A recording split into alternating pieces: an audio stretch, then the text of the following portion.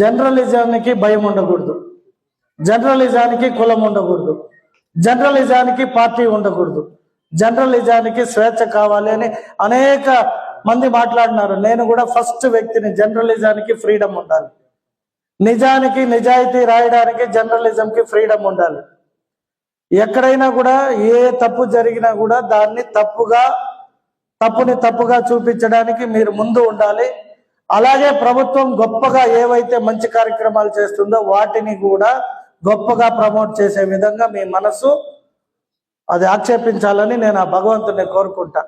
ఎందుకంటే మొన్న ఏదో ఒక పేర్లు వద్దు కానీ ఒక చిన్న మాట చెప్తా. అంటే జర్నలిజం పైన చిన్నపాటి బాధ వేసింది నాకు. వాటిలో రాస్తే అబద్ధం రాసినా నిజం అనుకుంటారు, ఒకవేళ ఇంకొకటి రాసినా దాన్ని ఆ సర్టిఫై ఉంది, ఆ పత్రిక రాసిందంటే ఎంతో కొంత నిజాయితీ ఉంటుంది అని. ఫస్ట్ టైం నా లైఫ్లో